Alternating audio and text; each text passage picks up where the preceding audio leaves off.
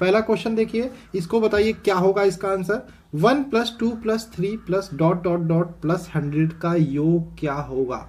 बहुत important question है। RRB Bhubaneswar 1997 के एग्जाम में आया हुआ है, असिस्टेंट स्टेशन मास्टर के। अब स्टेशन मास्टर के एग्जाम में आया हुआ है, चलो ठीक है, ये पहले आया था लेकिन अब लेवल थोड़ा सा बढ़ गया, लेकिन ये प्रश्न आपको आना चाहिए, अभी भी ग्रुप डी के एग्जाम में आ सकता है। ठीक, स्टेशन मास्टर में आया तो ग्रुप डी में अब आ सकता है। इसका योग क्या हो, अब बताओ। आप 1 से 2 3 4 5 100 तक जोड़ने नहीं बैठोगे ना, जोड़ने नहीं बैठोगे तो इसका होता है फॉर्मूला, योग बराबर होता है n+1 बटे 2। क्या होगा, योग बराबर होता है n+1 बटे 2। ठीक है, तो इसमें क्या करोगे, n आपका 100 होगा, 100 पुटअप करोगे इस प्रकार के क्वेश्चन को, 100 +1 बटे 2, यानी कि 100 गुणे 101 बटे 2, 2 से ये काट दो आप, 50 बार में जाएगा, ये मल्टीप्लाई करोगे 50,050 आपका आंसर निकल के आ जाएगा। ठीक है, 5050 आपका आंसर निकल के आएगा। ऑप्शन नंबर बी देखोगे, ये राइट आंसर हो जाएगा। ठीक, आगे चलो नेक्स्ट क्वेश्चन की बात करें। संख्या 4 5 8 9 2 6 में 8 का स्थानीय मान। संख्या क्या है, 4 5 8 9 2 6 में 8 का स्थानीय मान। देखो यहाँ पे कुछ नहीं करना, स्थानीय मान निकालने का तरीका मैं बता देता हूँ, जो नहीं आता तो 8 का पूछा तो 8 लिख लो, उसके आगे कितनी संख्या है, 3 संख्या, 3 जीरो बढ़ा दो। ऑप्शन देखोगे, ऑप्शन डी। 4 का पूछा, 4 लिख लो, उसके आगे कितने अंक है, 1 2 3 4 5 अंक है तो 5 जीरो बढ़ा दो। कभी कभी पूछता है जातीय मान, जातीय मान या आंकिक मान। तो जातीय मान क्या होता है, जो 8 का पूछा तो 8 का जातीय मान 8 होगा, 4 पूछा 4 का जातीय मान 4 होगा। ठीक, ये आप ध्यान रखना। ये प्लेस वैल्यू स्थानीय मान निकालना मैंने बताया, जातीय मान निकालना मैंने बता दिया। अब आप थोड़ा सा कोशिश करना और प्रकार के प्रश्नों को लगाने की। क्वेश्चन नंबर 4 पे चलते हैं। दो संख्याओं का योग 29 है, उन संख्याओं के वर्गों का अंतर 145 है, उन संख्याओं का अंतर क्या है। ठीक है, योग दिया है, वर्गों का अंतर दिया है, आपको क्या निकालना है, अंतर निकालना है। तो यहाँ पे आप मान लो माना संख्या ए व बी है, संख्या ए और बी है। दिया क्या है, ये देखो a + b दिया, a + b दिया कितना 29 दिया है, और क्या दिया है, वर्गों का अंतर, वर्ग a² - b², ये अंतर दिया आपका कितना दिया 145। अब आपको उनका अंतर निकालना है। तो आपको पता है a² - b² क्या होता है, एक कोष्टक में a - b, एक कोष्टक में a + b, एक कोष्टक में a - b, एक कोष्टक में a + b। ये आपका दिया है कितना हो गया 145। अब आपको क्या दिया है, a + b 29 दिया, a + b 29 दिया, a + b 29 यहाँ रख के नीचे ले आओ, तो a - b हो जाएगा आपका 145 बटे 29। इसको काटोगे पीटोगे आपका आ जाएगा आंसर 5। तो आपका जो अंतर निकल के आ गया संख्याओं का वो आ गया 5। ऑप्शन नंबर 20 का राइट आंसर हो जाएगा। आगे चलो नेक्स्ट क्वेश्चन पे चलते हैं हम।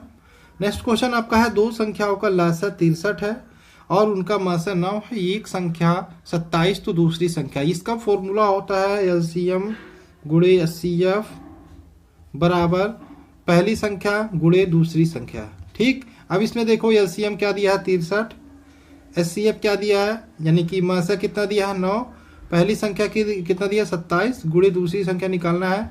अब दूसरी संख्या को आप नीचे ले आओ, दूसरी संख्या को नीचे ले आओगे 27, 9 त्रिक 27, 3 दूनी 6, 3 एक 3, 21 आपका दूसरी संख्या निकल के आएगा। कितना आ गया 21 आपके दूसरी संख्या निकल के आ गया। ये इस प्रकार के प्रश्नों को आप ऐसे करोगे। इसका फॉर्मूला ही होता है, बहुत ही अच्छा क्वेश्चन है, फेमस क्वेश्चन है, बार बार ये एग्जामों में पूछा जाता है। रेलवे को छोड़ दे तो अदर एग्जामों में भी पूछा जाता है।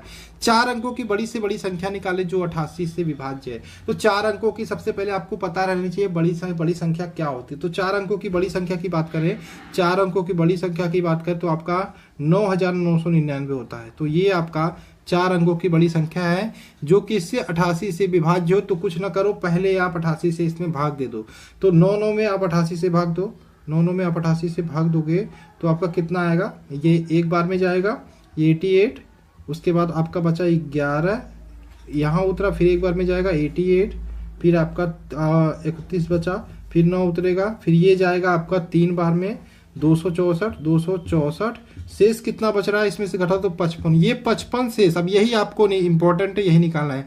जो शेष बचे वो इसमें से घटा दो, वही आपकी संख्या होगी 4 अंकों के बड़ी से बड़ी, जो 88 से भाग देने पे पूरी तरीके से कट जाएगी। तो 9 9 9 9 में से 88 आप घटा दो, 88 घटाओगे तो 9 आपका हो जाएगा 9 4 4 9 9 4 4, सॉरी ये 55 घटाओगे, ये वाली संख्या घटाओगे, 9 9 4 4 आपका आंसर निकल के आ जाएगा। ठीक है, तो ये इस प्रकार के प्रश्न है तो ऐसे ही करो, कुछ नहीं करो।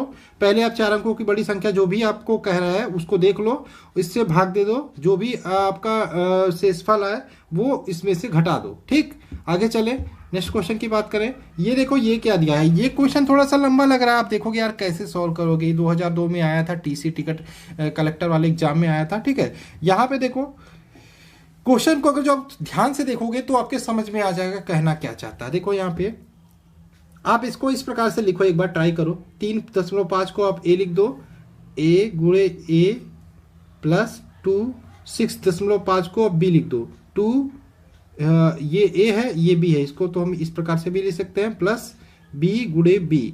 अब देखो यहाँ से ए स्क्वायर हो गया प्लस 2ab हो गया प्लस बी स्क्वायर हो गया, ये फॉर्मूला हो गया ए प्लस बी का होल स्क्वायर का।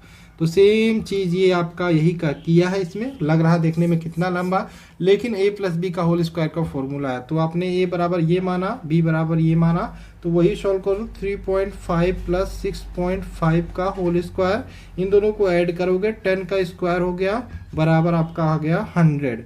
ऑप्शन देखोगे आपका ऑप्शन नंबर बी आंसर निकल के आया हुआ है, तो यही आपका राइट आंसर हो जाएगा। ठीक, मजा आ रहा है कि नहीं आप लोग बताते चलो। चीनी के मूल्य में 20% की वृद्धि हो जाती है तो खपत में कितने % की कमी करे कि खर्च में कोई परिवर्तन ना हो। तो इसका फॉर्मूला याद रखना, कमी प्रतिशत बराबर होता है कितना वृद्धि हो जा रहा है 20% बटे उसके खपत में कितने % की कमी करे, तो कितना 20% की वृद्धि हो रहा है बटे यहाँ पे 100 प्लस जितना आपकी वृद्धि हो रही है उसको ऐड करो गुणे 100 करो, ये आपका आंसर निकल के आ जाएगा। ठीक, कोई दिक्कत नहीं।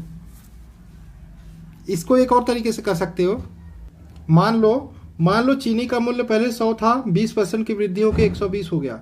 ठीक है, कितना वृद्धि हुआ 20, तो 20 यहाँ हो गया वृद्धि हुआ बटे आपको यहाँ पे परसेंटेज में निकालना है, तो 120 आप यहाँ पे अब मान लोगे। पहले देखो पहले 100 सीपी मान रहे थे, लेकिन अब यहाँ पे 120 सीपी मान लो। सीपी हमेशा नीचे होता है, प्रॉफिट लॉस जो लोग पढ़े होंगे वो जानते होंगे, इस प्रकार से भी सॉल्व कर सकते हो।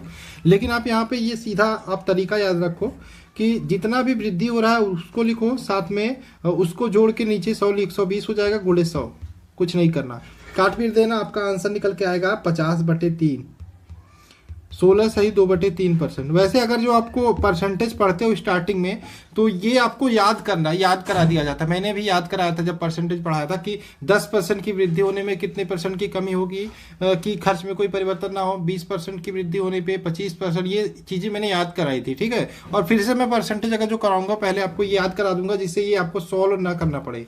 ठीक, आगे चले नेक्स्ट क्वेश्चन की बात करें। एक घड़ी को 64 रुपये में बेचने पर 20% की हानि होती है, यदि उसे 100 रुपये में बेचे तो कितने % का लाभ होगा। यहाँ पे देखो 64 रुपये में बेचने पर 20% की हानि होती है, तो 100 - 20 कर लेते हैं, यानी कि 80 हो जा रहा है।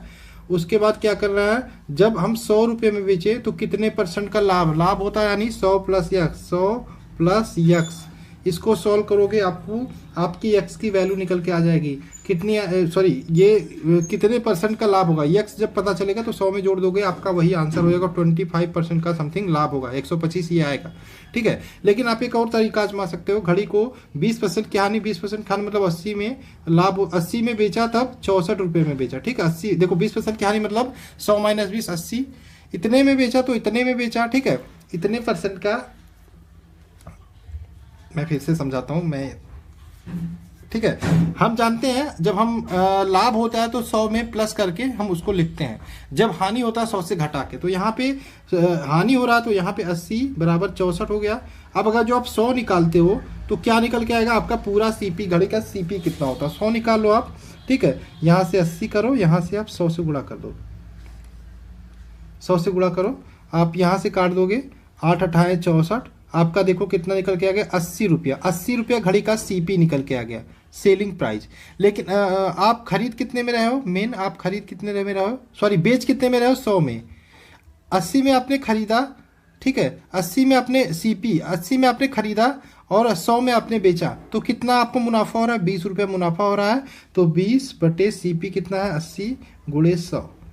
इसको भी काट पीट देना, 2 से 4 ये आपका 25% आपका यहाँ से भी आंसर निकल के आ जाएगा। ठीक है, ये कॉस्ट प्राइस होता है, एसपी मतलब सेलिंग प्राइस होता है।